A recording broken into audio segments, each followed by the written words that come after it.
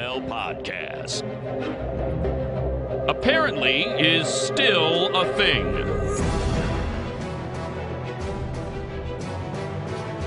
Welcome to another edition of the Around the NFL podcast. My name is Dan Hansis, coming to you from a virtual room filled with heroes. Mark Sesser, Greg Rosenthal, and sitting in the Chris Wessling chair, and my goodness, what a blessing, it's Colleen Wolfe. What's up, Connie and the gang? Hello. This is a big day. I took a shower, I washed my hair, I brushed it and curled it, so I am ready to go. Professional. Sounds like a lot of lies. Dan was so threatened by your appearance, he put on a collared shirt and then now makes up. True story. No, Colleen looks like a true network anchor, which she is for NFL Network. And, of course, you can see her on Thursday Night Football every week, but apparently week 6, not the case. But every week going forward, and Good Morning Football on the weekend. And I had a T-shirt on, and it just felt like Connie's going to show us up in general when it comes to the visual.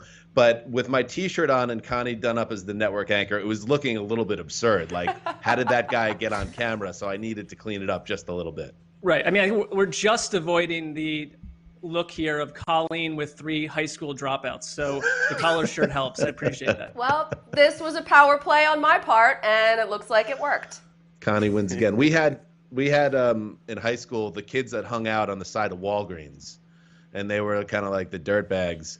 They smoked cigarettes and they were truant, and that's kind of the vibe. They were your friends. And then Colleen's like the one, oh yeah, I just got into Penn and Columbia and Harvard. It's going to be a tough decision for me. We're the burnouts. Yeah. Meanwhile, I went to Drexel next to Penn. Nothing like Penn, but I digress. All right. Week 6 is here. How about that? And we have a full slate of NFL action to dig into and preview.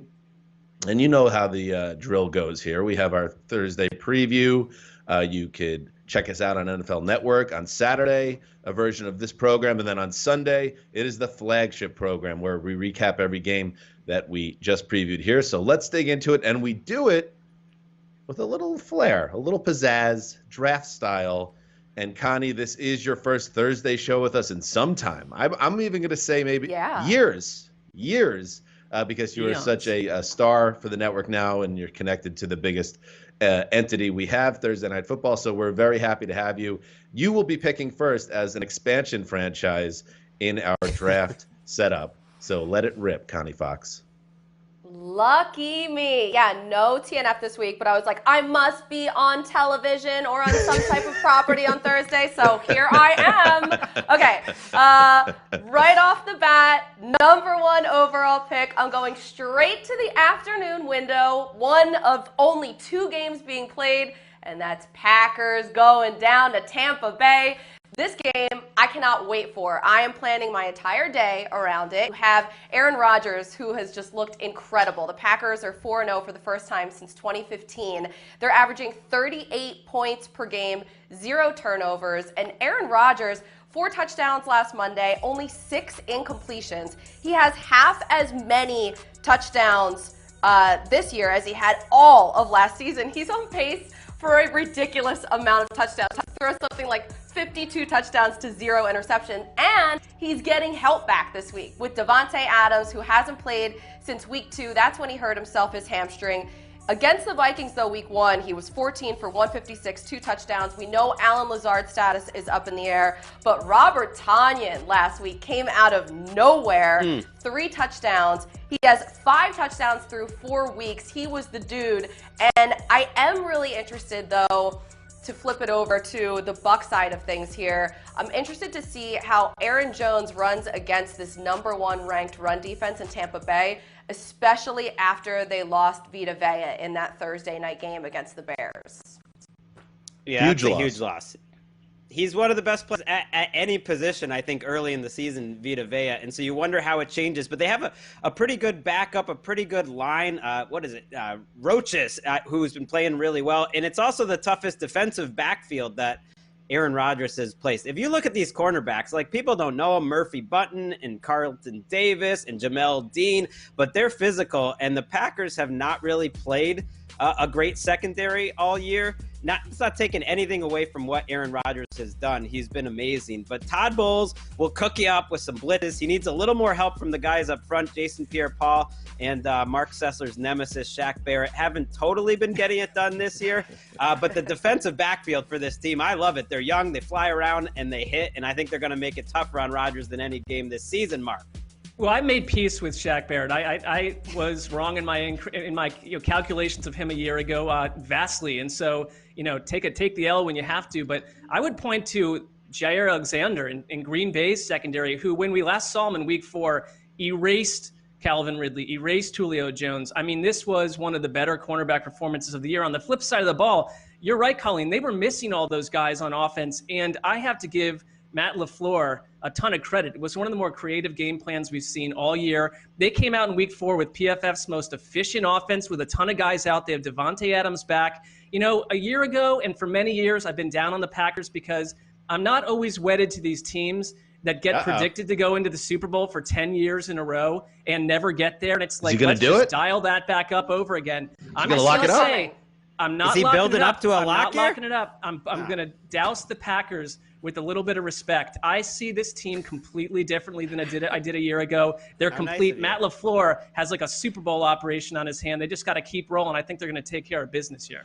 They played a nearly perfect first quarter of the season. And you saw when you entered this year, there were teams that showed up underprepared and they flamed out. The Packers were the opposite. They hit the ground running. And this stat that I saw, Bob McGinn, who obviously is the king of Packers beat coverage, had this. Green Bay is the first team in NFL history to score at least 150 points without a turnover in their first 4 games. So not only are they lighting up teams, well over 30 points a game, they're also playing mistake-free football. It's been perfect. And, I do agree with you guys that the Bucs are going to pose a bigger challenge. I think Tom Brady's going to be super annoyed after what happened the last time we saw him, losing track of downs and all that. But I find it hard to pick against the Packers right now because they've been such a well-balanced machine.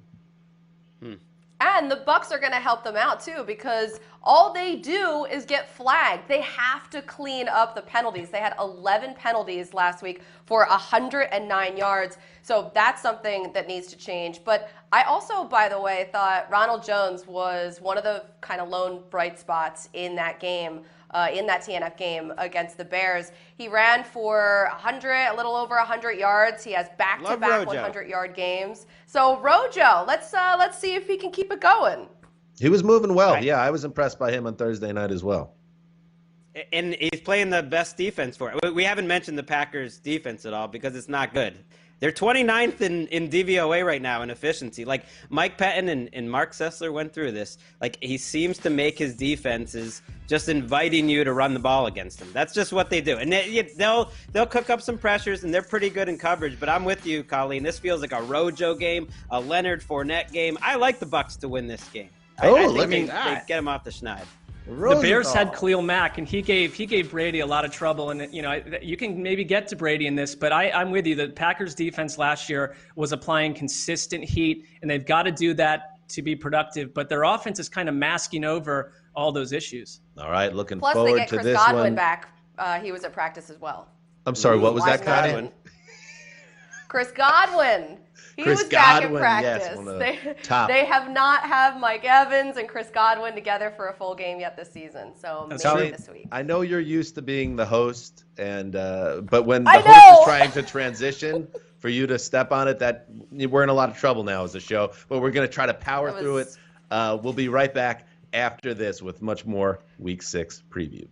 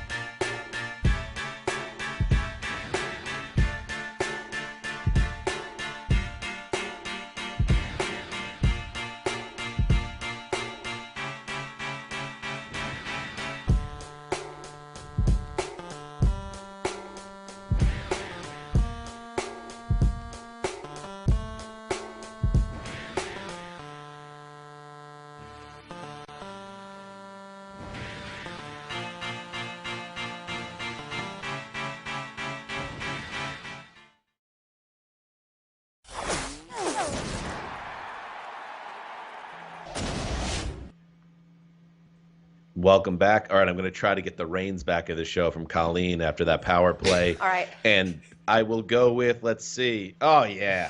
Hammer. A little Monday afternoon football, late afternoon football. The Kansas City Chiefs at the Buffalo Bills. I got to be honest. I mean, name like a draft where you had someone in the first overall pick that was, turned out okay, and then a Hall of Famer went number 2 overall. That's how I feel right now. Love this game. The Chiefs humbled by the Raiders, their first loss since November last week, and they sprung some leaks. Let's be honest, Greg. You've been on this a little bit. I'll give you credit that their offense, while they're still putting up points, something seems to be a little bit off there, where they're just not clicking. They got shut out for most of the second half by a very suspect Vegas defense. And the Bills, I don't know what to make of the Bills. Mark and I spoke about it on our mini recap show earlier this week. What do you make of like a Tuesday night game in a COVID-19 world where the team shows up flat and uninspired? You got to give them some heat for getting a 40-burger dropped on them, but also maybe a little bit of a pass, especially with how well the Bills had been playing. But the big takeaway here, Mark, is that one of these teams, the Chiefs and Bills, 2 Super Bowl contenders in the AFC, are going to be riding a 2-game losing streak after Monday night. Yeah, I think there's a consistent issue with Buffalo's defense, and we saw it against Tennessee where they were just taking them to town with passes right up the middle, funneling right up the middle. And, I mean, this just is not the Buffalo defense that we're used to under Sean McDermott. But I will point to one thing about that Chiefs game. I know that it got away from them in the second half against the Raiders. They were up 21-10 midway through the second quarter with a deep, beautiful, one of the better touchdown tosses we will see from Mahomes to Kill that got wiped out by a flag, which would have made it a completely different game. I give the Raiders all the credit for what happened in the second half, but I don't look at I'm not in panic mode over Kansas City's offense at this point. It's just been a notch below what we would have expected, and probably what we expected coming out of week 1, where they were a knockout punch. Well, they were first in the league in net yards per attempt in 2018, Mahomes' first year as a starter. They were first in the league when he was in the lineup, the non-Matt Moore games in 2019, and they're 12th right now. So they're just not as efficient throwing the ball. But I'm with you.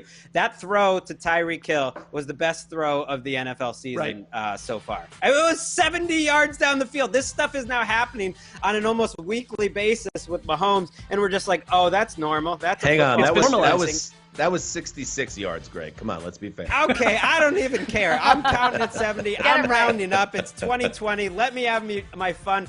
And he had a couple throws that just let you know who he is. But it's almost like the balance of how much he's going to improvise, how much he's going to go a little crazy Mahomes and just make up some wild stuff is a little out of whack right now. He's almost counting on that too much. I think Josh Allen is actually a little more in line of staying within the system. They're similar quarterbacks in some ways in that they have to sort of have that balance. Aaron Rodgers has struggled with that over the years, whether how much do you make up, how much do you do in scheme. They need to do a little more in scheme. Let your boy, Colleen Andy Reid, get his play calls in and just follow him. I know, that's true. And watching the Chiefs, I saw a huge drop-off when Kelechi Osemele went down in that game, who was already filling in for Laurent Duvernay-Tardif, who opted out of the season because of COVID. Mike Remmers came in, and the Raiders were able to pressure Mahomes over and over again. He couldn't get anything going in the second half. They only scored 8 points in that half, and the Bills' D-line is super talented, so I think that could be a huge factor. Yeah, Mahomes was pressured 16 times. I mean, that is the second most pressures he's had in a game in his NFL career. And what is going on there? Is that on Mahomes for holding the ball too long, trying to make plays? Is that an offensive line that maybe we're overlooking as being overrated, and now you have no Osemele, who's off to that hot start, as Colleen said? Very interesting game. And Josh Allen, I am not, like I said, Tuesday Night Football, weird, kind of dumb, but that's 2020, which is weird and dumb.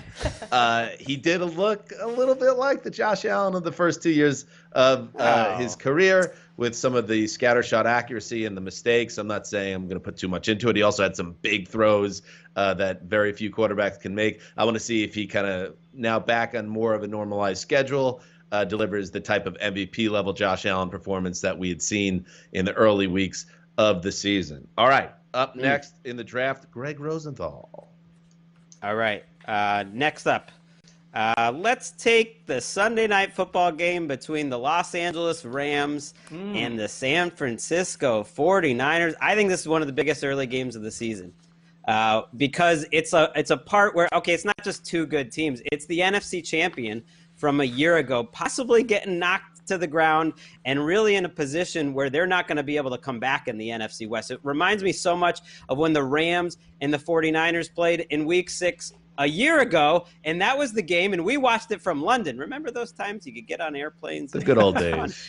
We watched it from London on TV, and we thought, oh my gosh, the 49ers are just taking the Rams' lunch money, and this is going to continue. Like, I don't think the Rams are going to recover from this. They never did, and now the Rams are the team that are bullying teams, that are running the ball really well. It's the 49ers who have the offensive line problems. It's the 49ers who the pass rush is like a little out of whack. And you sort of think that Sean McVay, and he said as much, they responded, I think, to what the 49ers did a year ago. And they say, we want to be a little more like that. We want short passing. They're 30th in attempts, which is crazy for a Rams team. We want Jared Goff to be a little bit like 2019 Jimmy Garoppolo. Just stay out of the way and let our tough guys win it, and that's what they're doing, and they can deliver a knockout blow right now to the 49ers. I'm excited. You know, Greg, I would say the one difference, though, I mean, there are a lot of differences, but when we watched that game in London, and that was the game where Robert Salah started to take hold of his fist pumping on the sideline, right? So that was a big thing, yes, but they did not have – in that game.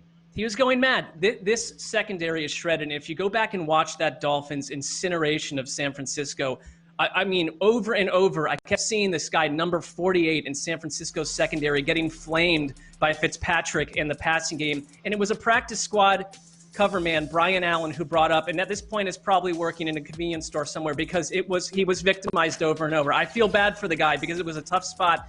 In that same game, you have George Kittle 2 weeks ago going 15, 183 with a touchdown, down to 4 catches, 44 yards. They just were not on their game. I think Raheem Mostert is one of the better running backs in the league. He's another week out from his injury. He'll be healthier. I am not giving up on this Niners team yet, but this is a tough draw with Los Angeles.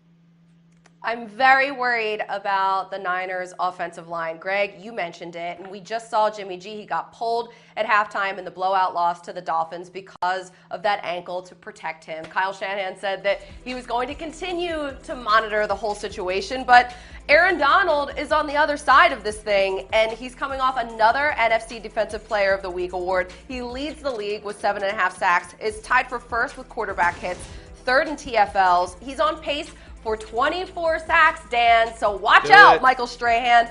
Uh-oh. You have to see what he did. No, I'm not locking it up. Sorry. Not doing it. I have another one in store for you guys. But Aaron Donald had 4 sacks last week against Washington. And this offensive line for San Francisco, they give up the 4th most sacks in the NFL. They have just not done a good job. Communication has been off, and when you have Aaron Donald on the other side and Jimmy G potentially not 100%, that could be an issue. The whole world is rooting for you, Aaron Donald. Make the sack record great again.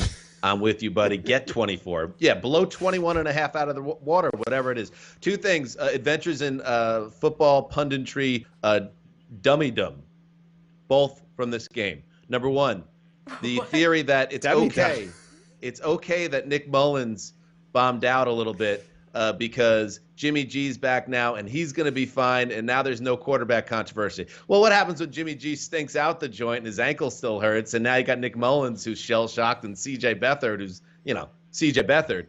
So that was a dumb theory propagated by this podcast and me as well. The other one, the idea going into the season that the Rams were a franchise in transition. Don't take the Rams too seriously this year. They have cap problems. They don't have a lot of draft stock right now. They're kind of rebuilding a little bit while trying to stay competitive. No, the Rams are a real NFC contender right now. I love this Ram teams. I hate where the Niners are right now. I think they're catching them at the right time. I think the Niners are taking a dirt nap, and that's why you put it all together. I'm locking it up. Los Angeles football Rams will wipe the floor with the Niners up there in the wine and cheese bar. We'll be right back after this.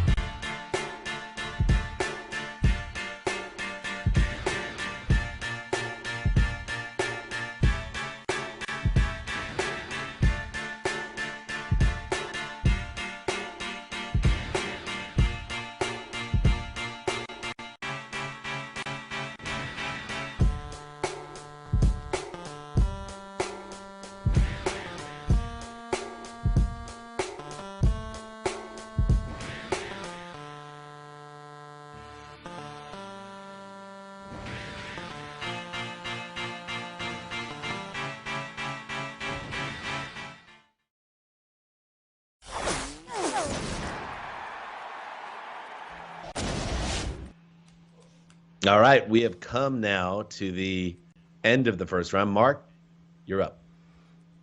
I think that you all expect me to go a certain way with this, the Cleveland fan inside of me, but I'm going to go in a different direction. Okay? What I'm going to do is I'm going to go Bears at Carolina Panthers. I watched this Panthers game against the Falcons last week, and my Matt Rule fascination, I think we're well aware of it, it's growing. Everyone thought this is a team, they're going to be 2-14. It's a rebuilding job. It's going to take, 4 or 5 years. Then we'll see what he's doing with this squad. Suddenly they're 3-2, and they're playing, not all 4-1 teams are created equal, said that okay? They were going to take 4 or 5 years. You did, Dan. Admit it. You said it. Most people were like, they have an excuse to go 1-15. I heard Dan say this. Yeah, Not you know true. what? Look, I don't care what any of you said about it. Here's the point. This Well, offense then if it was is just one of the me, more... then say it was me, not everyone. I don't think it was just you. I think there were columns written that Carolina had the built-in excuse with COVID and coordinators that had never been at the NFL level, blah, blah, blah. And instead, they're just beguiling opponents. They are 3-2 because they have one of the more intriguing offenses in the league right now. I mean, Robbie Anderson is working out. He's had 99-plus yards in 8 games in a row. Teddy Bridgewater fits here well. DJ Moore, yards after the catch guy. And what do you do with Mike Davis when Christian McCaffrey comes back? Mike Davis is one of the more fascinating backs I've watched in the last 3 or 4 weeks. He's a tough runner. Their defense, which people thought would just be left out at sea, is doing pretty well as well. And you know what? Not all 4-1 teams are created equal. And I'm looking at you, Bears. I'm not buying it right now, and that's why I confidently will be locking up. I'm not going to go take one of these undefeated teams in a lock. I'm locking up the Carolina Panthers because their playoff journey is just beginning.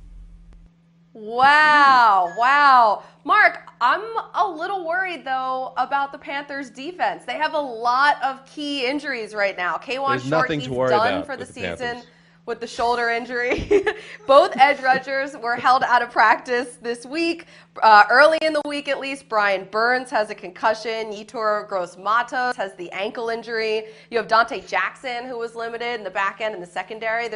There's a lot to maybe be anxious about, but I love how confident you are in this. You're talking me off the ledge, Mark. I'll say one thing, the Bears offense will leave you less worried. I mean, they specialize in scoring 20 points or under and just waiting for their defense to capitalize with a big play or a defensive turnover that turns into a touchdown. I don't trust Chicago's offense at all. That's the point here. Yeah, how can you? The best thing I saw from the Chicago offense this year was Nick Foles yelling at Matt Nagy. Him just saying, no, let's do it this way. Stop calling these plays. I want to do a hurry up. Trust me, I won the Super Bowl. I'm not even joking that moment gave me some confidence. Maybe Foles can lead them out of this because when you watch him, it's a tough watch. I'm with you, Mark. I like the Panthers in this game. The Bears miss Tariq Cohen too much. When Tariq Cohen is out and that really hamstrings your offense, that's a problem. And the Panthers, I think, can mitigate what the Bears do well, which is rush the passer. They get rid of the ball so quickly. Teddy has not been touched. Sometimes the offensive line is about coaching. It's about the scheme. And I don't think you'll hear much. Robert Quinn's been quiet lately. Akeem Hicks isn't quite the same as he was before the injury. So it's really just Khalil Mack. I think the Panthers can get a win here. And they can prove the doubters like Dan wrong. It's been a tough one for you, Dan. I am not putting this on Dan. I'm really the struggling with this because I understand that the Panthers are the greatest team in the history of professional football now because they've beaten a couple teams. They are. And I would have actually, to be completely honest with you, I wanted to lock the Panthers up in this game because I like the way the Panthers are playing and I don't like this Bears team very much. But I know it means so much to Mark and Greg that they have this corner that I don't want to be on your corner. No, Dan, I would invite Dan because so nice Dan's to make sure, Dan, that's not just a device on your part. I welcome you to come lock up. It's great to lock up together. Come do it. I don't want to what do are you that. Gonna do? I want you to enjoy this moment. I think the Panthers are playing great football. Okay, so maybe they're not going to go 3-13 and improve as the season goes along, but still be a bad team. But I guess I'm not ready to say that the Panthers are some supremely great team. I think they've caught some teams at the right time. I think when the schedule tightens up, like the Saints next week, we might see a very different result. Maybe I'll be wrong. But this seems like it's shaping up for another great setup for all the Panther supporters on this podcast because I don't think the Bears are very good. Don't think so. We're not going to win, Greg. We're not going to win with Dan here. So just you Mark gotta let it just go. inviting you, Dan, to lock it up, and Dan's basically doing the equivalent of "hold me back. I'm not going to do it." So I respect that. I don't. It doesn't feel right. Okay. Up next, Mark on the snake.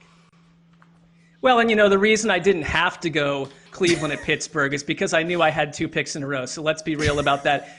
This game has me a little scared, and I've been not jumping on the Browns thing yet because you have to beat these teams in your own division. They were handled by Baltimore. I know that feels like a long time ago. Going into Pittsburgh, where they have not won since 2003. I watched that game a billion years ago at my parents' house on a vacation from a terrible job I was on in Los Angeles. So it's been a long time. And I'll tell you something else. This is a study in contrast. This Browns team has scored 30 points 4 games in a row for the first time since the FDR administration. All right. But the Steelers have not allowed 30 since the opener of last year when the Patriots waxed them. The Browns offense leads the NFL in big plays, but we've seen their defense, and they've also allowed an AFC high 12 touchdown passes. The Browns have this great offensive line, but Baker Mayfield is a little banged up, and I'm worried about TJ Watt, Bud Dupree, Cam Hayward, Stephon Tuitt, the whole cast and crew that has made a cottage industry out of beating up on the Cleveland Browns. Since 2000, the Steelers lead this series 34-6-1. I thought that the only series that might have a more lopsided scenario would be Jets-Patriots, and that's 31-11, just a little bit better than Cleveland-Pittsburgh. So, Dan, that tells me that this is one of those games where psychology for the Browns fandom plays in. This would be a huge win for Cleveland to go 5-1, take care of Pittsburgh, and take care of a team that has psychologically destroyed you since I was a youth. Let's do this, or what do? I have to be measured again in my look at the Browns going into a week later. This is a huge hashtag statement game for the Browns. If they can go to Pittsburgh, and we don't talk about this much on our show here, but the desert people are giving the Browns respect. There's an idea here that the Browns can do this because, like you were saying, they have big plays on offense. Their defense is opportunistic. They're turning the ball over.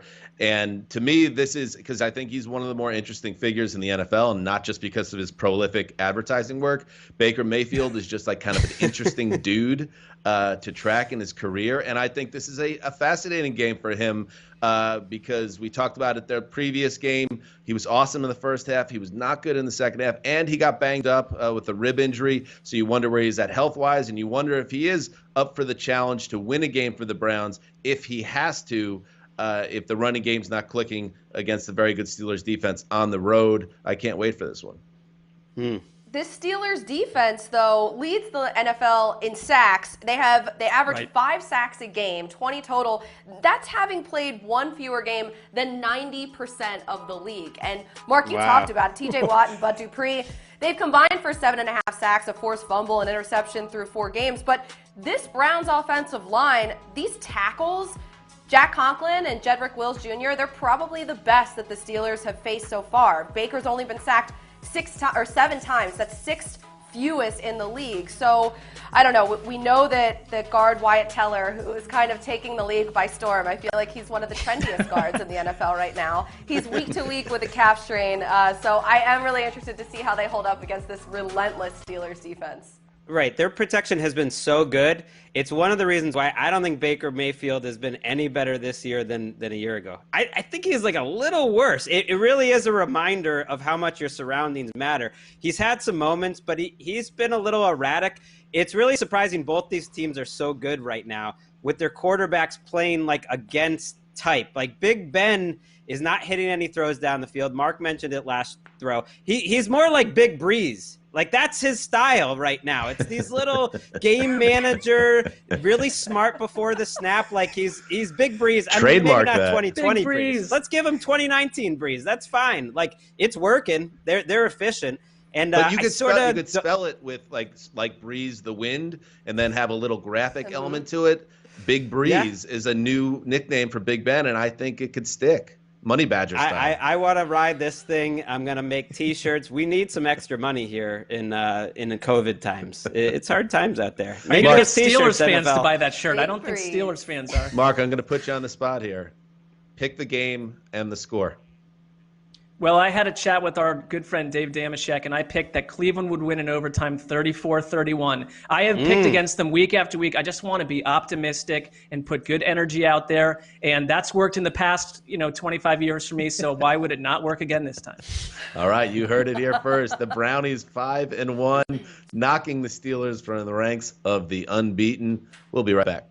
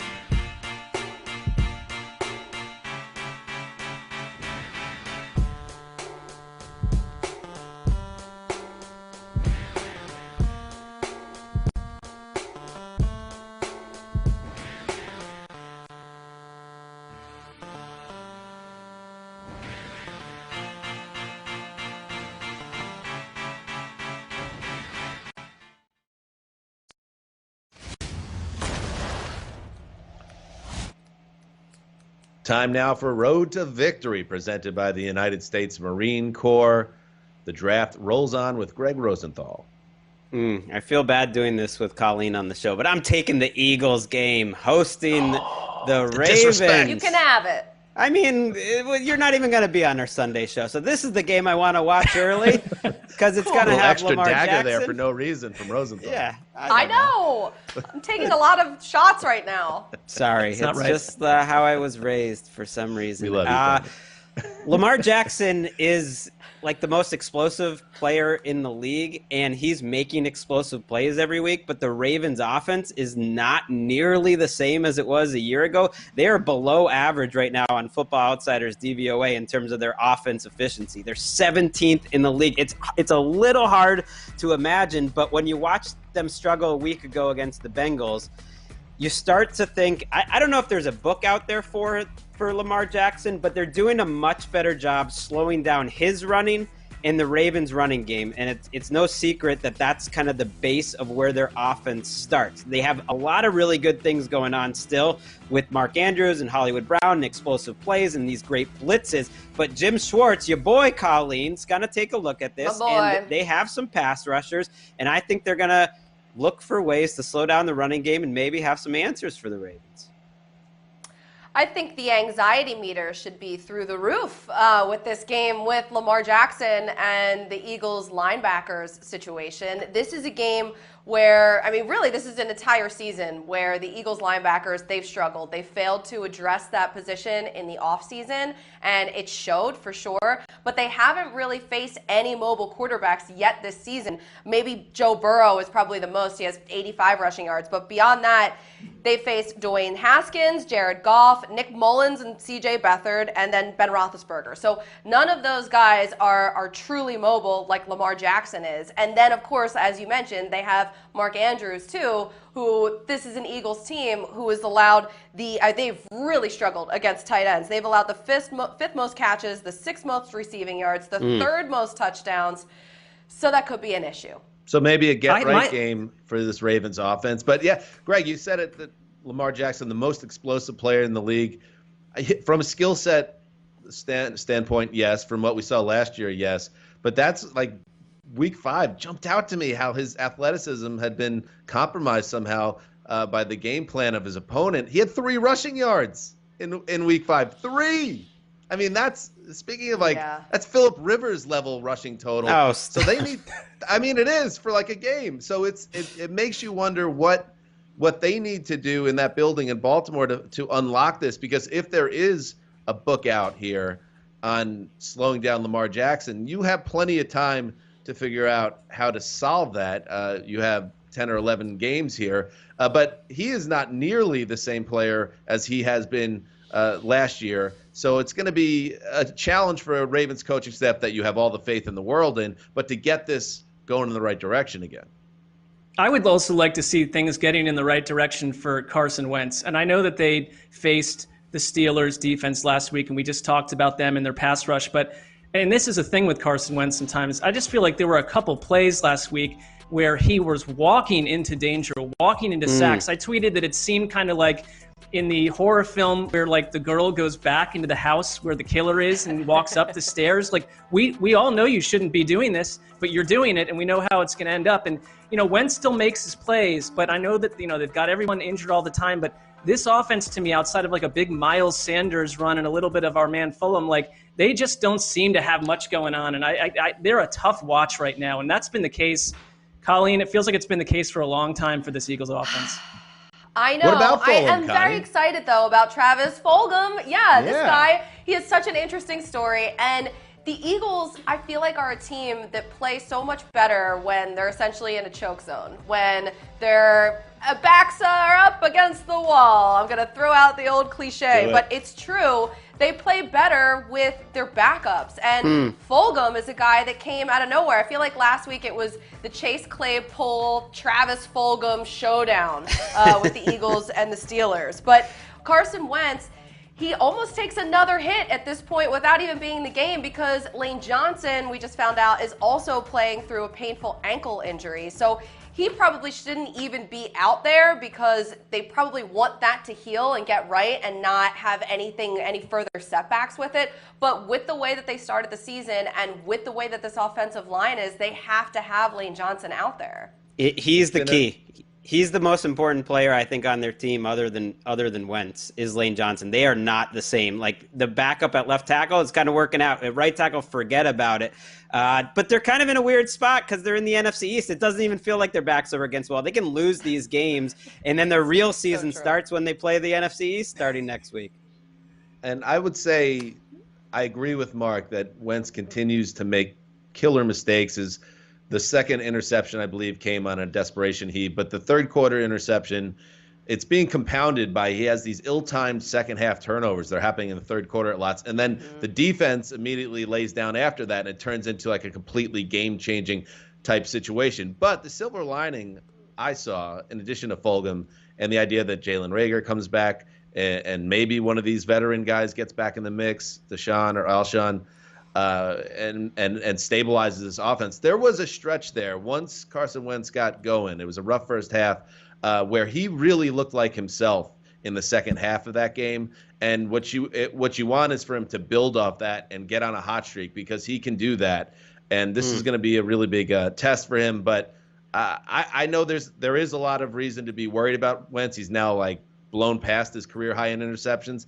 But I thought I saw a glimmer in there. I'm with you. I don't know if you saw that, but I thought I saw it in there in that loss. Little flash. Let's see if you can build on it. Zach Ertz, though. We're not seeing any glimmers out of Zach Ertz. To me, that's the bigger problem. Throwing the ball to Zach Ertz has been the worst play in football this year, like statistically. Like it's a problem. It's what Eagles fans are talking about. It really is kind of shocking how slower and not strong he looks.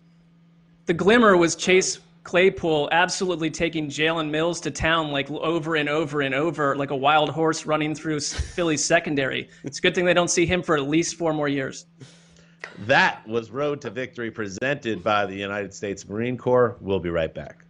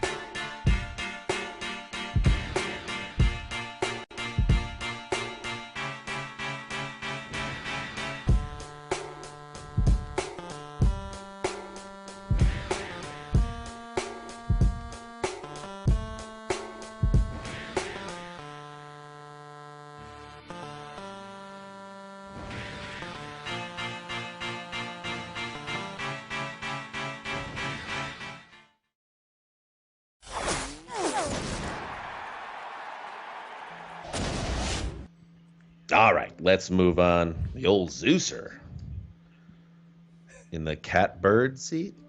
Is that what it is? The old third wherever person. you want to sit. The old Wherever you third want to sit. person. Yeah. All right, here we go. Let's go with the Arizona Cardinals at Dallas Cowboys. That is my next selection in this draft. Monday Night Football. All right. So here's my theory, and we talked about it on Sunday's recap show. I love this. Better not be a Ewing one. I know. Unfortunately, Greg has decided you're not invited, but that was not run You can come, by the rest of the group. Please come, Colleen. Add some more work to your schedule. This is the ultimate test of the Dalton scale. I can't wait to see how Andy Dalton plays for the Cowboys. Because if Dalton, as the great Chris Wessling has propagated for years, is the prime meridian of NFL quarterbacks, a man who rises and falls at the level of the players around him, well, then Andy Dalton's going to ball out here in Dallas. I know the offensive line isn't nearly as good, and that is a concern, especially with Lyle Collins now out for the year. That just it's not the same group that it used to be. However, you have an all-pro running back, and you have the best trio of wide receivers in the league, and I believe that Dalton, and by the way, this just turned into a fantastic contract year for Andy Dalton now. He gets a chance to show that he can put up points and hit the open market. I believe it was a one-year deal with the Cowboys. Yep. So here is the game to watch, because the Cardinals defense is a defense that he should be able to thrive against, especially with Chandler Jones now out for the year with a biceps injury. That's a killer loss for the Cardinals. So that's where I'm looking. Andy Dalton lighting up the cards and getting Cowboys fans excited that there is hope to 2020. They're hoping they can get Devin Kennard back too, with Chandler Jones being out for the season. That would be huge for them, at least to get a little bit of help in that department. But you mentioned the Cowboys' offensive line not being anywhere near what it used to be, especially now for Andy Dalton stepping in. They don't have Tyron Smith or Lyle Collins, as you mentioned. They have two undrafted rookies in their spots there, Brandon Knight and Terrence Steele, and they also have a rookie starting at center in Tyler Biadasz. So this is not the same type of protection that Dak Prescott, the Cowboys, used to have before. Now Andy Dalton's going to have to figure it out, and that starts with Ezekiel Elliott. I mean, his scrimmage yards, the percentage that they're really using him for, 22%. He's only accounted for the Cowboys scrimmage yards. That's 28th in the NFL. That's way down from how they normally utilize him. Since his rookie year, he's averaged at least 29% of the scrimmage yards, which is third most. So we should hopefully see an uptick in his usage. Can I just throw one caveat to that, is that they've been playing from behind a lot, this terrible defense. I think they've gotten out of their game script a whole bunch this year. It makes sense, Greg. You mentioned it, that they're going to get Zeke more involved now with Dak out.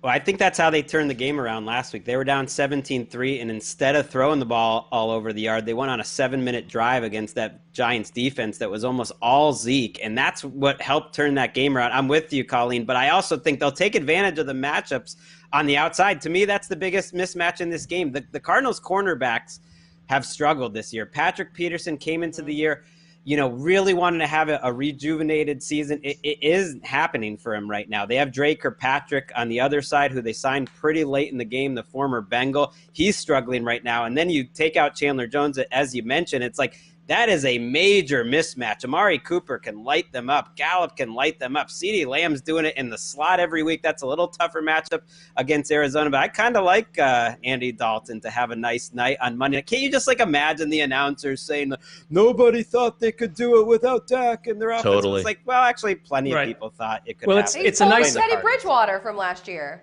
Right. It's a nice upgrade from when Brandon Weeden would step in for Tony Romo and you knew that the ship was going to sink in about 4.5 minutes. But I want to see more from Kyler Murray. I mean, our wonderful producer, Jason Kleiman, spoke in my ear to remind guys that he has never lost at Jerry World, dating back to his high school exploits. But Kleiman is feeding information in your ear? I don't get that. Yeah, is that he was like, just be a star. He just said, be a star. I don't like with those stats, though. They love those stats. We're going to hear that all week long. I like anything Jason says. How about I start right there, Greg? You can flame our producer on network television. That feels like a great idea for your career. How about Kyler Murray's career? All right? I want to see this offense become what it could be against the defense. Listen that's how he gets tatters. the train back on the tracks. I love it. Kyler Kyler Murray played the Jets last week, and everyone wants to come out saying, oh, he had a career-high 380 yards. That's fine. He and DeAndre Hopkins got hot at the end of the game. What I watched in that game was a Cardinals offense that just seems a little bit off to me. The ground game is hot and cold. I don't think you necessarily have a 1A or a true starting running back there. You've got two good ones. And outside of DeAndre Hopkins, I don't trust a lot of the other receivers here. So this is a game where it's let's get back on track, Cliff Kingsbury and company. All right, let's move on. Colleen, you are up next. Okay, so you know what? This one was buying some time here. Not a big deal. This game was postponed last week, and I am ready for it. I don't like that I had to wait, and it looks like both teams should be getting their starting quarterbacks back. I'm going with Broncos and Patriots here. Cam Newton removed off the COVID-19 reserve list on Wednesday, so he's tracking to play. And in his 3 starts this season, look, we know how well he played. He was completing 68% of his passes, which is a career high for him, 714 passing yards, 149 rushing touchdowns, and a team high 4 touchdowns. So you have this team in the Broncos that they haven't faced a mobile quarterback yet this season. So Cam Newton, we know how he really transforms this entire Patriots offense. And then Drew Lock, he should be back at practice, back in the game as well. He was back at practice. He was sidelined since week 2. We saw how things went with Brett Rippon and Jeff Driscoll in the game and did not go well. So hopefully this will be a little bit juicier with both starting quarterbacks back on the field. It should. We get Stephon Gilmore back, most likely too. He was back at the Patriots facility on Thursday. You figure he's going to match up against Jerry Jeudy, and if Gilmore can take away Jeudy, then Locke, who's he looking for? Noah Fant is uncertain at this point. To me, he is such a key engine to this offense, so you have to watch his status. But you hear Bill Belichick talk about Vic Fangio's defense the last 2 weeks, singing songs about it. I'm with them. It's amazing how well coached this Broncos defense is, and they've gotten better each week. Bradley Chubb is starting to look healthier. I think they can slow the Patriots down.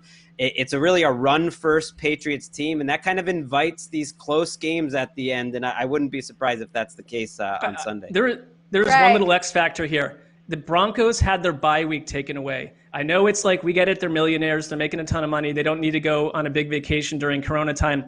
That would agitate me. If suddenly I had my vacation week taken away, I'm going to be charged to go teach New England a lesson. Well, the Patriots I'm not did kidding. too. The Patriots did too. Those players said how annoyed they were. I really think this is a factor. A little bit on my radar. Greg, I can't believe you're going to disrespect.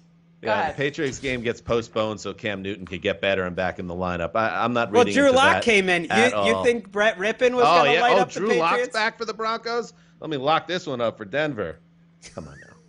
A little bit of a difference between Drew Lock and Cam Newton. All right, we'll be right back after this.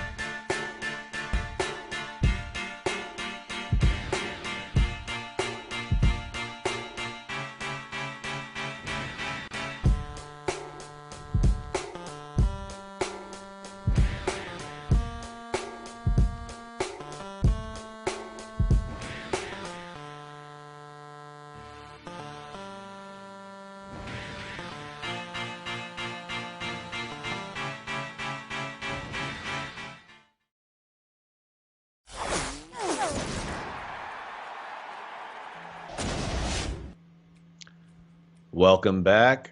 Connie, it's snakes to you. Okay. Oof. I'm ready. I know exactly what game I'm taking. I'm going straight to Tennessee, and I'm going Texans-Titans in this one. Tennessee's defense came to play and party. Thank you very much. Last week, they held the Bills, which was a top 5 offense coming into the game. I think they were ranked 4th coming into the game. They held them to a season-low 16 points, and Derrick Henry was just out there snatching souls, and I feel like that is something that can continue this week against the Texans' second to worst run defense in the entire league. All of these teams have ran all over them. They're allowing 160.4 rushing yards per game. They allowed 3 individual 100-yard rushers. We saw Clyde Edwards-Helaire do it. We saw James Conner. Derrick Henry, he's going to be next. Dalvin Cook was in there as well. So I think that this is a game that the Titans could win so handedly that I'm locking this one up, especially with A.J. Brown back in the mix. Give me the Titans as the lock of the week. Look at you, Connie. You know, it's funny, the stiff arm heard round the world, Derrick Henry on Josh Norman. You know, it humanizes a little bit because we have worked with Josh Norman in a professional capacity with Sky Sports for Super Bowl coverage. And when you look into the man's eyes from up close and you have conversations with a person, when you see his soul taken on national television, it doesn't give you that same charge as if he was just the perfect stranger. It did prevent me friends, from like family, neighbors. Right. He has all those things just like us, Mark.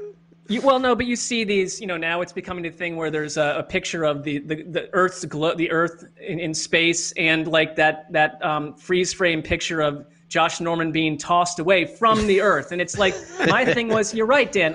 This guy was a nice guy to us. He was a pro. And, got paid a little bit more than us, too. And I respect him, so I was like, I'm not retweeting that. Like, it's different when you meet these guys. It truly is. Mark giving away Sky Sports financial disclosure. Should they be surprised?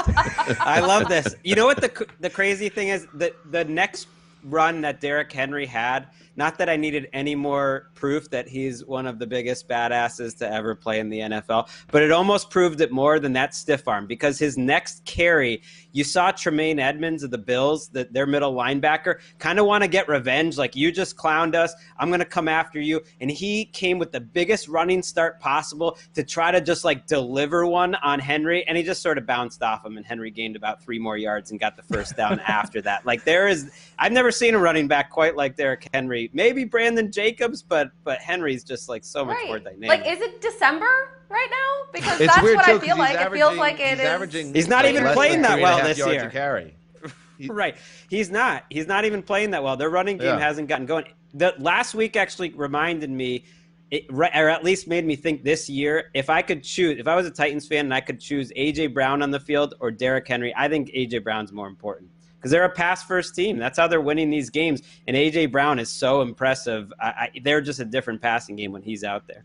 I love that you said that, Greg, because I think Arthur Smith, and I know, Dan, that we talked about that he sounds like he's the front man for like a painting company somewhere. But he is a interesting play caller because he needs a nickname. But they Fred X. came out leaning heavily on their play action, and Tannehill has been really, really good in this offense. I mean, I just think he is one of the tougher, grittier dudes out there. He is fine taking a gigantic shot and throwing it and completing it 40 yards downfield. And their passing game is very important, as it was down the stretch last year too. But they're able to move the ball without Derrick Henry running for 406 yards and 3 touchdowns, LeGarrette Blount style, game after game. Yeah, the idea of Arthur Smith as a head coaching candidate, Arthur Smith, the name itself is holding him back. And yes, he is the son of the FedEx founder, I believe, it's major. Wow. It's major, his background. Art-X. What if we just dropped Arthur Smith entirely and just started calling him Special Delivery or something? Matt Money Smith. I like that. Matt Money Smith went with a more simple alteration. Go by Artie Smith. Now that looks like a guy I would hire for the Jets to reboot the offense, maybe. I don't know. Just throwing it out there. Has a nice ring to it. Like it. All right. Good stuff. You locked that up, Connie, huh? I like that. I locked it up. That's what I did. Yep. Good for you. Thank you. I'm glad I have all of your approval. You're having a good show. I mean, there was that incident early on when you stepped on me when I was trying to transition. Right. But ever since that, I feel like you've really slid into the analyst role. Right, and Connie, the good thing is Dan will remember that stepping over him 75 years from now. So you're in the clear. Well, listen, I had to push the boundaries to see where they were, and Dan let me know, and I'm very adaptable. So whatever you need me to do, I am here for you. What a team player she is. All right, so the Zeuser is up. Kind of a tough pick because I wanted to check in with Minnesota because I'm not ready to give up the ghost there after that killer loss on Sunday night, but I can't watch the Falcons. I won't do it. So let's go with Cincinnati at Indianapolis. That is my next pick. And Joe Burrow made to look like a rookie by the Baltimore Ravens defense in Week 5. By the way, the Ravens defensive coordinator, what's his name again? Wink Martindale. Yeah, Wink. Yeah. Wink getting upset, apparently, that the Cincinnati head coach sent out the field goal unit to get points on the board at the end of that game because the Bengals didn't want to get shut out. I was upset, too. It's gutless. Oh, stop it. Zach Taylor. Get it done. These guys prepare all week. Let's get our little 3 points. The Bengals and every other NFL team prepares their hardest all week, and when you're getting shut out, just put some points on the board. To get mad about that, I don't know, maybe some karma retribution coming towards the Ravens. Did Wink Martindale have a problem when the Ravens went into L.A. and beat the Rams like 45-6 on Monday Night Football? Did he issue the same concerning statements about running the score up? Probably not. Anyway, I don't remember. That's beside the point. So Cincinnati, a really bad Week 5, and now they travel to Indianapolis to face the Colts. And the Colts, I know the head coach, Frank Reich, he's saying that the quarterback, Phillip Rivers, is not on his list of problems. Well, I don't know about that. And they have some issues that go beyond the quarterback, including who's playing around Phillip Rivers. But I need to see Phillip Rivers deliver a nice game here and light up a Cincinnati defense that is there for the taking in your own building. Go blow out the Bengals. It's not going to alleviate my concerns and my doubts of the Colts, which I've had really since Phillip Rivers signed there. But it's going to at least steady the ship and have people not asking hard questions about what's going on at the top of that depth chart at quarterback. So this on paper looks like an easy Colts win. It's still maybe a Colts defense that got inflated a little bit in esteem based on their early schedule, but still a defense that I imagine at home should be able to do similar to what the Ravens did to Burrow and company. But if this ends up a close game, if they lose this game and Joe Burrow gets hot and Rivers throws picks, it's going to be a very tricky situation in Indianapolis. Yeah, Rivers isn't the only problem. Rivers this Go week, ahead, Colleen. Right? Now it's me stepping on you. I think it could be a little bit easier this week for Rivers because last week, Anthony Costanzo, when he went down, their left tackle, the Browns really took advantage, Myles Garrett specifically. And the Bengals, they don't have that same type of pass rush, and Costanzo should be back in this game, so that should really help up front for Rivers. This would be a tough matchup, I think, for the Colts. The Bengals' defense has improved way more than the Bengals' offense with Joe Burrow, which is crazy. Burrow's playing well overall until last week. But the Bengals' defense has been respectable after being terrible all of last year. But all of a sudden, right when they start to feel good about themselves, they lose Sam Hubbard, who's been playing well, one of their pass rushers. He's on IR. And you lose your biggest free agent signing, DJ Reader, for the season. So this Bengals team, it's been a lot of tough luck. But they should feel like they can keep this game close because the Colts offense is just so uninspiring. It's not just Rivers. This is such a run-heavy team in Indianapolis, and they're terrible at running the ball. They really miss Marlon Mack. They're 31st in yards per carry. And Jonathan Taylor, everyone thinks you can just throw in a running back. He's not seeing the field well. He's not seeing holes well. I think he's been struggling a little bit, but been part of their problem. There's one thing about the Colts that is not overrated about their defense. They would have lost, I think, by another 14 points to Cleveland if they weren't the best in the entire NFL in open field tackling. I mean, they make Bobby Okereke, some of these guys are making a couple plays on one-on-one matchups in space that I'm just not seeing anywhere else. So I do trust their defense, but I do not trust them to win blowouts unless it's 21-3. All right, up next, Greg Rosenthal. Oh yeah. Let's go. Let's go to an ugly one, shall we? Let's go to the Lions and the Jaguars. I don't know why. I'm going down with this Jaguars ship. I still believe in this offense. I really do. And I think this is the week everyone's going to pick the Lions to come off of their bye and kind of get right, and things have been going well. And I can just see a scenario where Matt Patricia is facing more heat than he ever has because the Jaguars offense is the best group in this game. And I want to see what Patricia did with the bye week. Like, how does he solve what his problems are on defense? Because there's so many of them. And he seems to just kind of roll out the same plan each and every week, and it doesn't really work that well. And their offense really isn't hitting big plays either. I know Stafford will get some yards and points against this Jaguars team, but I sort of trust the Jaguars still. Maybe I'm wrong, a little more in a shootout than I do the Lions. Is he going to lock it up? No. I thought we were going that way. What a fake out. No, it's the Jaguars. Come on. Last time we saw the Lions. Well, last time I saw that they have 5 straight touchdown drives, and 4 of those were for 75-plus yards. This is not a good defense. And when I was high on the Detroit Lions, I thought their defense would grow and that their offense would be a beat-you-up run game. They're none of those things. They're just none of them. And I'm with you, Greg. Watching Jacksonville, Minshew played another good game last week. They've just got some young – I mean, for all the flaming that the front office gets for all the mistakes they made – they do have a knack for finding productive guys later in rounds. Like James Robinson, he had one terrible, looked like a halfback option pass that turned into a fumble. That was a disaster, but over and over, he is getting yardage. And Minshew, I mean, I know that after this year, they're probably going to find another quarterback if they're high up in the draft, but he played well. He played well, and he does that most weeks. He has a couple stinkers, but you can rely on him to be productive and not make too many mistakes. They're problem. I think that Minshew, they're 0-5 now when Minshew throws for 300 yards. And I think their big problem is that their margin of error is so slim that when they make the mistakes that they make, it just kills them. Like Steven Hauschka, who was high and by there. And how was Kai Forbath not the kicker in that game in week 5? He misses 2 in-close field goals really factor in this game. That bizarre 4th and 1 call where they gave it to James Robinson and it led to a fumble in the red zone.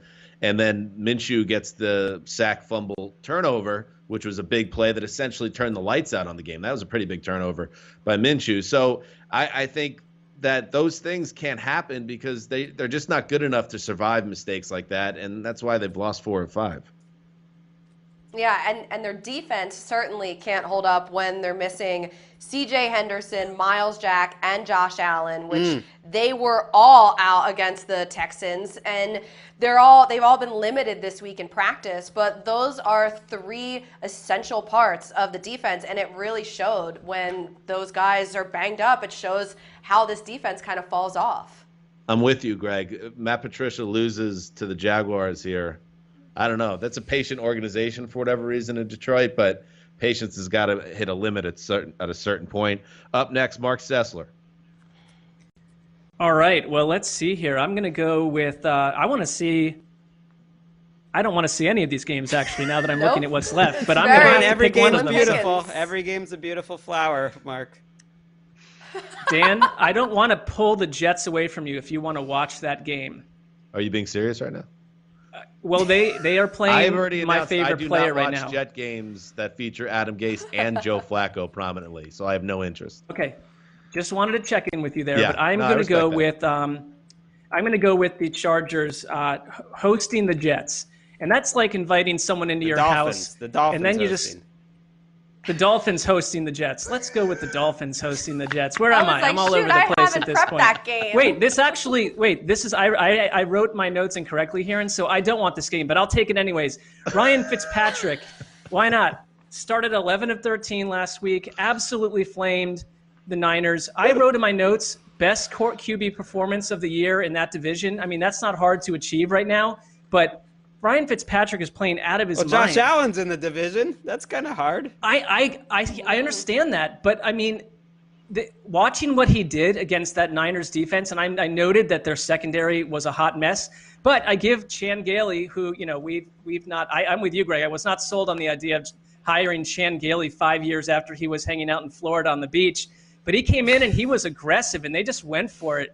And I thought that the pass rush was a little more active last game. They made life tough on Jimmy G. Mike Gesicki is a legit playmaker. He had a 70-yard catch last week. So this Dolphins team, and I don't want to I get people on Twitter saying you project every team into the playoffs. I understand that I get a little excited early in the year about some of these teams. I'm not saying that about Miami, but they were not frisky early on. And I thought, are they just going to be the team that takes a step back after we spent all offseason? I did, thinking that Brian Flores could be one of the next great coaches and coach them up in a way last year that made them so fun and so frisky. I think we saw some of that against the Niners. It's sort of like play loose, go for it. Forget Tua right now. You can't even think about Tua at the moment. And the Jets, I think we all get it. They've parted ways with Le'Veon Bell. It's a tough time to be a Jets fan. I've been there as a Browns fan, Dan, where it's October and you'd rather someone else watch the game. It's not fun. And being a fan, part of the deal is it should be fun sometimes. It's not just year after year of turmoil and chaos. And so I legit understand why Jets fans at this point would, as they say, go rake leaves. If you have leaves, we don't have leaves in our yard, but you'd go do that if you do. On to the next game. Douse the fire, in the hills behind you. Sure. Stuff like that. Put out a forest fire. You can't judge us against past generations because media is different. But judging by social media now, the Jets fans are out on this team right now. They're out on the organization right now. And you go look at the TV ratings, like Jets fans aren't watching their team because you did the one thing. The one thing you can't do is take hope away from a fan base. And if they don't have any hope that you're going to play entertaining football, you're just not going to watch. And especially with Joe Flacco playing, Sam Darnold misses another game with that shoulder injury. I don't know. Ricky, I want to bring in Erica Tamposi, who, the Jets are on pace for an infamous season, perhaps winless season. Well, Erica can relate to that because she has yet to lock up a single team correctly. But Ricky, I don't know exactly what she's about to say, but she just did say she wanted to connect with me on something. Erica, what do you got? Well, listen here, okay? Let's just look at the facts quickly. The Jets are 0-5. They're last in the league in points scored. Sam Darnold's out with the shoulder injury. And everyone's questioning Adam Gase's everything. I'm going to destroy you. Mirror. Okay, so Adam Gase, everyone wants him gone, right? So the Dolphins, like Mark just said, came off an amazing win against the 49ers. This should be the single-handedly easiest game for the Dolphins all season. I will be at the salon because I sense a blowout, and that's why I'm locking up the Dolphins. Let's go. It's come to this, could be Erica. a first win for the Jets. Erica, your confidence is so shattered that you're locking up the team the Jets are on the road. You're taking that home team. Okay. Oh, yeah. I don't want the Jets. When I look in the mirror, I see nothing. Get the W. In fairness to Erica, her pick last week, the 49ers, were actually even bigger favorites somehow than the Dolphins are in this game. And she got that wrong. So anything can happen, although probably not with Joe Flacco. Nothing can happen with Joe Flacco. Well, I feel good about this. Needs to get right. I'm going to get right.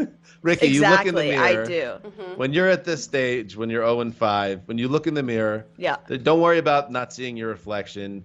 Looking back is a beautiful woman. It's a very sad woman, though. And you need this. So yes. I see my family crying in Mirage behind me. It's disgusting, honestly. All right. And I have no remorse. This Dolphins team, let's give them a little love quickly because they are the relevant team. I think they could be a playoff contender. Teams that can blow two NFL teams out like the way that they have, I'm starting to get convinced. Their defense totally different when Byron Jones is in the game. He was back last week. And totally different when they can get a lead and Flores can start cooking up those blitzes because that's kind of what they do. Give the Dolphins some respect. Erica is on the show right now picking them as the lock of the week. I'm just saying we just talked about the Jets for 3 minutes. I just want to – I was Greg, more blown away by that performance. How much my favorite team is discussed on the show every show. That's unnecessary. The Dolphins are getting plenty of love with Ricky Hollywood right now.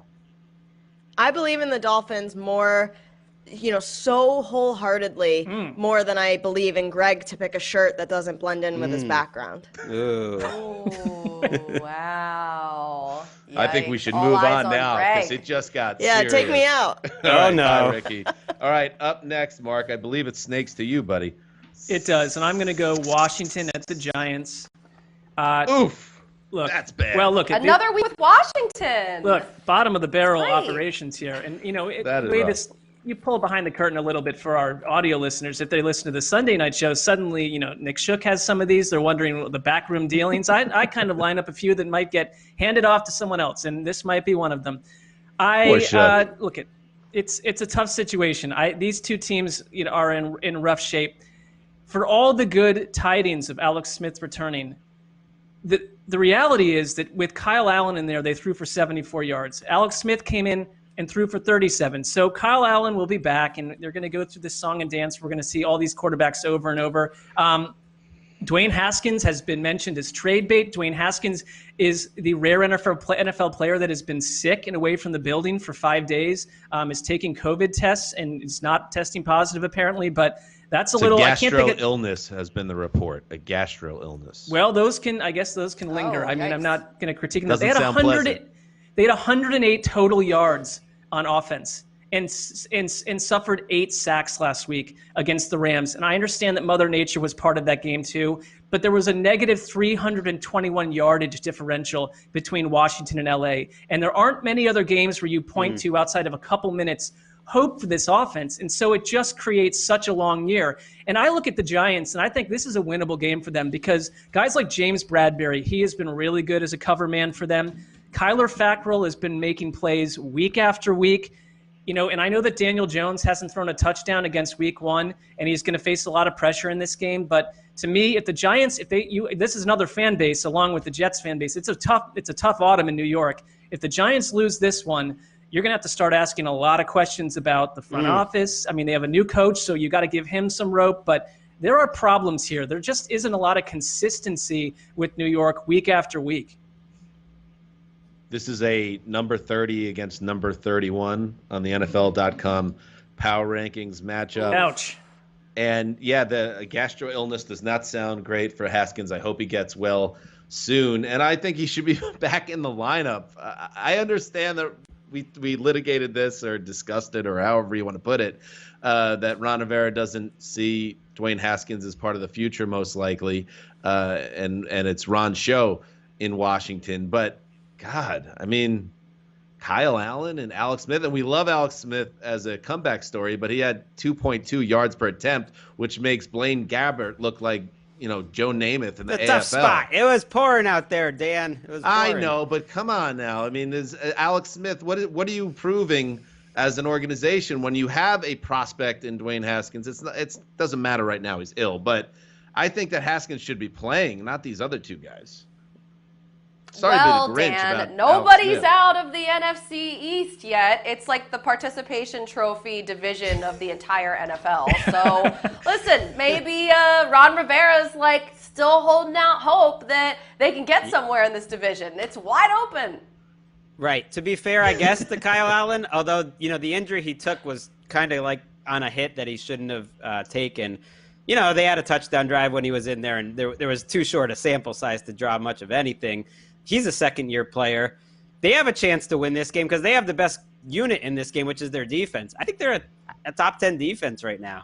Like Chase Young, who was drafted 2 picks ahead of Andrew Thomas. I mean, that's a mismatch. Montez Sweat's been playing well. Kevin Pierre-Louis, their linebacker, their secondary's been pretty good. Like, they're a top 10 defense. They're the only group in this game that's good. That's like a bonus. Like the most memorable thing I think that's happened with the Giants this year was Joe Judge pulling down his mask just to yell BS. I mean, I'm not going to say the word out. I did love that. He had it up the whole game, then he pulls it down, and he just yells it out. And that was the defining moment of the Joe Judge era. You know what? That was a great Joe Judge moment. I'm still a fan of when the loose ball fumble recovery drill at the end of training camp. When he dove on the loose ball, and everyone gathered around him, and the New York media, with one viral video clip, all decided that Joe Judge was cool now. But none of this is actually translating to any wins, so he seems to be in a very difficult spot. All right, take it away, Greg. One more game. Okay, last one up. I guess no one wants to watch the Falcons. I don't mind. I mean, I do mind, but I don't have a choice. Falcons, Vikings. It's Raheem Morris. It's Youngry. You guys You guys remember when Raheem Morris was the coach of the Buccaneers, and he had this slogan, Colleen, called Youngry. He made up T-shirts. That was his big thing, Youngry. Great. They were coming off kind of a fun season when he was first the coach, and then he came back out. I think they went 3-13, and it all unraveled. But they improved their defense when he took over the play calling last year. Late in the year. So I don't know, maybe he gives them a little bit of juice, but they're overmatched. They're a little healthier right now, but they're playing against the Vikings offense, which I think is pretty good. I think this Vikings offense has gotten it going. Like, they got their Gary Kubiak zone running scheme. They got the deep shots with Adam Thielen and Justin Jefferson. That's not going to get you very far in the NFC East the NFC wildcard race if, you're losing these close games. But I think they'll be fine. I think they'll win games like this, the Minnesota Vikings. I have a little faith in these guys. The Dalvin Cook injury, he strained the groin. We'll see what kind of Cook they get. Alexander Mattison is a nice backup, though. So, good enough. Yeah, like I was saying, I don't want to give up the ghost on the Vikings and their schedule. If they can get a win here and get to 2-4, they got a really hard game the next week at Lambeau, but then you get Lions, Bears, Cowboys, Panthers, Jaguars. So as long as you don't totally bury yourself, I think they can get back into this wild card race. However, and we hit it hard on Sunday night for obvious reasons, that was an unbelievably gut-wrenching loss for them against the Seahawks because they outplayed Seattle for so much of that game, and it had a chance to turn around the whole season. And then when you can't close, you've now put yourself in a very difficult position. So you're going to get one of two Vikings teams. You're going to get the mad as hell, angry, we are going to take out all our frustration on a crappy Falcons team, which I think is the path we're going to go here. Or you're going to get the Vikings team that's in the tank because they had all their love and joy and energy pumped into that Sunday night football game. And when they get their soul sucked out by Russell Wilson, it's now, bye-bye time for them. So I am actually kind of interested in this game. It was just the Falcons depressed me so much right now that I couldn't pull the trigger on drafting them. Yeah, it'll be interesting to see if Julio Jones plays, what his status is. But I mean, this is a Vikings team who got after Russell Wilson pretty good in that game. But they have 9 turnovers on offense and only 4 takeaways on defense. So they got to start right there and clean up the turnover differential for sure. Yeah, I think the Falcons are uniquely broken right now. And so I'm with you. The Vikings, that's a tough loss to come off of. But I think that I mentioned that I thought that the Seahawks were the more resilient team in that matchup for the way that they closed it out. But I don't think the Vikings are we're going to give up on the season type of operation. Now, my one note from that game, it was one of my notes, that Adam Thielen, when he gets into these little touchdown dances where they walk up and all stare at each other on that television, he likes to get real wiggly with his body. I noticed if you go back and track that, it was a very interesting wiggly? Yeah, it was just it wasn't like a white guy dance. It was like he was really getting into his dancing. I will find it and forward it to you, and the listeners, they can do the same. And my second note was that, am I wrong in thinking, I feel like every person. What could top the first note? Well, no, this is just another general Vikings observation, but I feel like everyone had a high school friend who looked exactly like Kirk Cousins. Like, I have 2 or 3 friends that look exactly like Kirk Cousins when you go back to like the early 90s, and he just has that 90s type of guy look or something. Maybe no, you're I would totally love to right. see the rest You're of a your little notes. bit. What was that, Connie? I said I would love to see the rest of his notes on that game. No, yeah. No, there's a lot more.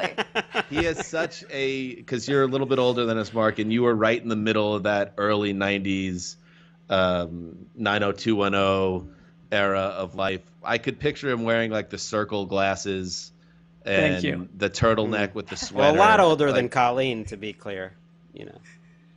Yes, that to be clear. Thank you for clarifying that, Greg. You could be Colleen's dad. Thank you. That the listener could not already deduce that. Thank you for pointing that out. That I am much older than Colleen. Yes, I am. All right, we're Greg, all young and vibrant. I did. I like that the Vikings are embracing that they're an offense first team. They're going for it on 4th down. That was part of the thing. They're doing that a lot. They're a bombs away team. They remind me a little bit of the Bills, who are also embracing their offense first team. And it helps me with that transition clean up a big mistake I made earlier in the Bills game. I totally forgot to lock up the Kansas City Chiefs on the road.